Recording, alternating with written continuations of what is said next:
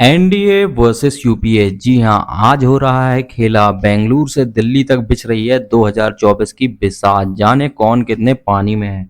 आज होने जा रही है दोनों की बैठकें। एक आधारभूत फर्क यह है कि एनडीए कुनबा एकजुटता दिखाने के लिए एकत्र हो रहा है, लेकिन वहीं यूपीए या यूं कहें विपक्षी दल एकजुट होने के लिए बैठक कर रहे हैं। मतलब इससे समझ में आ रहा है कि एनडीए की तैयारी महागठबंधन से एक कदम आगे ही है। मैं आज आपको बताऊंगा एनडीए और यूपीए जो बैठक होने वाली है उसके बारे में। उससे पहले अगर चैनल पर नए हो तो चैनल को सब्सक्राइब, वीडियो को लाइक और शेयर कर दें। लोकसभा चुनाव को लेकर सत्ता पक्ष और विपक्ष के बीच सामात का खेल अभी से शुरू हो गया है। पता नहीं है सहयोग है या फिर किसी सियासी योजना का हिस्सा। जब बेंगलुरु में विपक्षी दल प्रधानमंत्री नरेंद्र मोदी की सत्ता से बाहर करने की रणनीति बना रहे होंगे, तो ठीक उसी दिन एनडीए गठबंधन 2024 के चुनाव में सत्ता की हैट्रिक लगाने के लिए दिल्ली में बैठक कर रहा होगा। इन दोनों बैठकों में शामिल होने को सोमवार को ही देश भर से नेतागण दिल्ली और बेंगलुरु पहुंचने लगे थे। कर्नाटक के सीएम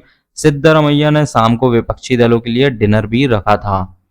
इन दोनों बैठकों के साथ लोकसभा चुनाव 2024 की तस्वीर भी साफ होने लगेगी। दोनों बैठकों में एक आधारभूत फर्क यह है कि एनडीए का जो कुनबा है वो एकजुटता दिखाने के लिए एकत्र हो रहा है। मतलब महागठबंधन को अपनी एकता दिखाने के लिए, अपने संगठन को मजबूत दिखाने के लिए एकत्र हो रहा। वहीं यूपीए या फिर यूं कहें कि विपक्षी दल या फिर महागठबंधन की जो बैठक हो रही है वो अभी सिर्फ एकजुटता बनाने के लिए हो रही है। एनडीए में निर्विवाद रूप से भाजपा लीडर है, बाकी सभी सहयोगी की भूमिका में है। यूपीए या विपक्षी दल में अभी यह तय होना बाकी है। बेंगलोर की बैठक में 26 दलों को बुलाया गया है और एनडीए के कुनबे में कुल अभी 38 दल शामिल हैं। इसमें ताजा एंट्री यूपी के सुहेल देव भारतीय समाज पार्टी की अभी है, जो अभी लाइन में लगे हैं। पटना में जो आयोजित बैठक हुई थी उसमें 15 दल हुए थे शामिल। विपक्षी दल की पटना में जो आयोजित बैठक थी उसमें 15 दल शामिल हुए थे। असल में यह बहुत महत्वपूर्ण भी नहीं रहा कि किस गठबंधन में कितने दल शामिल हैं या होने वाले हैं। वर्षों से राजनीतिक पार्टियां कपड़ों की तरह अपनी निष्ठा बदलती आ रही हैं। हर हाल में सत्ता में बने रहने के लिए खास तौर से छोटे दल खूब टूटे बिखरे और फिर खड़े हुए। इतनी एका और टूट के बीच अभी भी देश में 3 राजनीतिक दल ऐसे हैं जो फिलहाल किसी गठबंधन का हिस्सा नहीं है। इसमें बीजू जनता दल, भारत राष्ट्र समिति और वाईआरएस कांग्रेस, ये तीनों क्रमशः ओडिशा, तेलंगाना और आंध्र प्रदेश में सत्ता संभाल रहे हैं। बहुजन समाज पार्टी भी अभी किसी ग्रुप का हिस्सा नहीं है। वहीं टीडीपी के चंद्रबाबू नायडू भी अभी किसी भी पार्टी का हिस्सा नहीं बने हैं। वोट के हिसाब से कौन है भारी? इसी बीच एक सवाल तेजी से हवा में उछल रहा है कि वोट परसेंट के हिसाब से कौन किस पे भारी है, एनडीए या फिर यूपीए। इसका कोई स्पष्ट डेटा अभी तो उपलब्ध नहीं है, लेकिन अगर इसको तय करना है तो नॉर्थ ईस्ट में एनडीए जो है बहुत ही ज़्यादा मजबूत दिख रही है। कारण यह है कि वहाँ आदिवासी आबादी सबसे ज़्यादा है और एनडीए ज़्यादातर राज्यों में सत्ता में है। दक्षिण भारत में अनेक कारणों से बीजेपी कमजोर रही है, लेकिन उत्तर प्रदेश में एनडीए बहुत ही ज़्यादा मजबूत है। बिहार में भी स्थिति बहुत ही अच्छी बनी हुई है। संभव है कि सीटों के हिसाब से चुनाव में कुछ कम या ज़्यादा हो जाए, लेकिन जदयू के निकलने के बाद बिहार में बीजेपी का आत्मविश्वास और ज़्यादा बढ़ा हुआ है। लोकसभा सीट के हिसाब से अगर देखा जाए तो एनडीए बहुत ही ज़्यादा मजबूत है। इसमें कोई कहने की ज़रूरत नहीं है कि अनेक छोटे दलों के साथ रिश्ता बनने की वजह से यह स्थिति बनी हुई है। गुजरात, महाराष्ट्र में भी एनडीए मजबूत दिखाई दे रहा है। चुनावी राज्यों राजस्थान, एमपी और छत्तीसगढ़ में लोकसभा सीटों के हिसाब से अभी एनडीए ही मजबूत दिखाई दे रहा है, पर इसका असली आकलन विधानसभा चुनाव के बाद किया जाना आसान होगा। फिर भी विधानसभा के प्रोस्पेक्टिस कुछ अलग होते हैं और लोकसभा के कुछ अलग होते हैं। ये जो राज्य दिखाई दे रहे हैं यहाँ पे लोकसभा में एनडीए बहुत ही ज़्यादा मजबूत स्थिति में है। विपक्ष की पटना बैठक में जो संकेत निकले हुए थे वे बहुत स्पष्ट थे।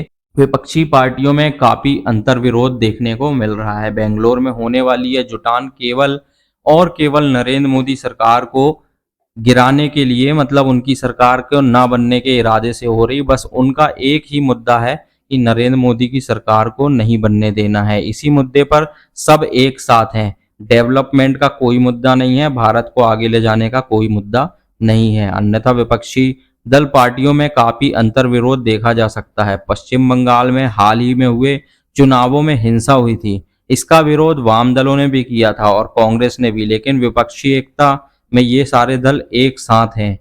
आम आदमी पार्टी के साथ देने का फैसला भी असमंजस में है। नेशनल कॉन्फ्रेंस ने पटना बैठक में आम आदमी पार्टी को धारा 370 के मुद्दे पर घेर लिया था। आम आदमी पार्टी ने अध्यादेश के मुद्दे पर कांग्रेस को धमकी दी थी कि जब तक उनका स्टैंड क्लियर नहीं होगा तो केजरीवाल विपक्ष की किसी भी बैठक में हिस्सा नहीं लेंगे।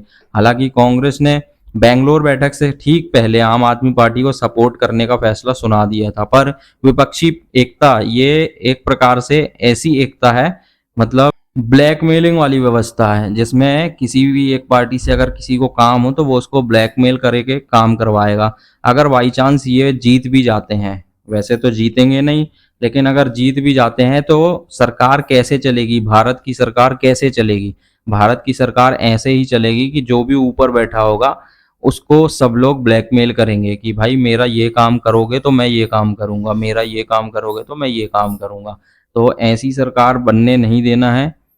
उन्हीं जो विपक्षी एकता अभी दिखा रहे हैं वो कितने एक दिख रहे हैं अभी ही समझ में आ रहा है। तो सरकार बनने के बाद कितने एक दिखेंगे ये आपको इस बात से समझना चाहिए। इस एकता में समांतर कई कॉन्फ्लिक्ट भी देखने को मिल रहे हैं। मसलन टीएमसी जिसके खिलाफ राज्य में लड़ रही है, वहीं कम्युनिस्ट पार्टी और कांग्रेस को जगह देने अपने राज्य में कितनी तैयार होगी ये समझ में ही नहीं आ रहा।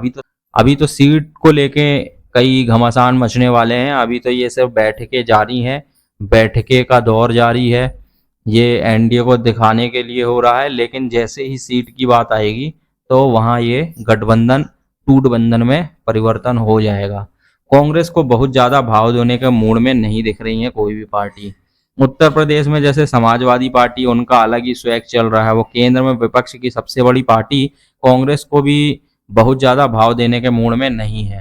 मतलब सीटें अपने हिसाब से देने का मन बनाकर काम कर रही हैं। पंजाब और दिल्ली की सत्ता पर काबिज आम आदमी पार्टी भी अपने इलाके में बहुत ज्यादा समझौता नहीं करने वाली है, उसने तो पहले ही बोल दी है। विपक्ष में एक और महत्वपूर्ण बात यह है कि कांग्रेस को छोड़कर कोई भी ऐसा दल नहीं है जिसकी राष्ट्रीय स्तर पर कोई पहचान हो, जिसका खुद का कोई नेशनल लेवल पर वोट बैंक हो। क्या यूपीए का वजूद खत्म हो जाएगा? बात करें अगर यूपीए की, तो महाराष्ट्र में शरद पवार और उद्धव ठाकरे की पार्टी टूट चुकी है। इनकी ताकत बहुत ही कमजोर हो चली है। इनका जमीनी आकलन चुनाव के बाद ही हो पाएगा, लेकिन टूटने के बाद पहला चुनाव होने वाला है। पटना बैठक में ही यह तय हो गया था कि बनने वाले नए गठबंधन का नाम अभी नए सिरे से तय होगा, यानी यूपीए का वजूद यहीं पे खत्म हो जाएगा। मेरे इस वीडियो बनाने से जस्ट पहले ही महागठबंधन ने अपने नाम का ऐलान कर दिया था। उन्होंने नया नाम रखा है इंडिया। जी हाँ, INDIA। इतने ढेर सारे अंतर विरोध के बीच यूपीए या विपक्षी एकता की बैठक हो रही है। देखना रोचक होगा कि क्या यह एकता आगे और कैसे काम करती हुई दिखाई देगी।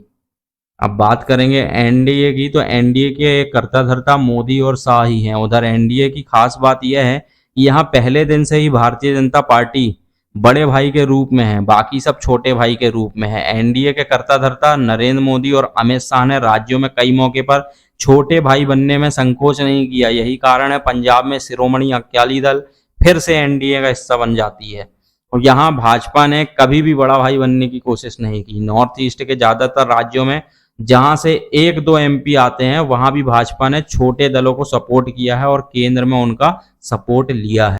तो 25 साल से एनडीए का जो वजूद है वो कायम इसलिए ही है। इसी का परिणाम है कि अनेक सहयोगियों के जुटने, छूटने और फिर जुड़ने के बावजूद पिछले 25 साल से एनडीए का मजबूत वजूद कायम है। एनडीए का मजबूत घटक भाजपा एक और सावधानी बरतती हुई देखी जाती है। नागालैंड से लेकर सिक्किम और यूपी से लेकर बिहार में छोटे छोटे दलों को भाजपा ने महत्व दिया है, उनके साथ गठजोड़ किया है। इसका दोनों को लाभ हुआ है। अकेले लड़ते हुए ये दल राज्यों में कुछ नहीं कर पाते थे, आज वे सत्ता में भागीदार बने हुए हैं। एनडीए सहयोगियों को कई मंत्रिमंडल मिला हुआ है। बिहार में जैसे जीतन राम मांझी, उपेंद्र कुशवाहा, चिराग पासवान, उनके चाचा पशुपति पारस।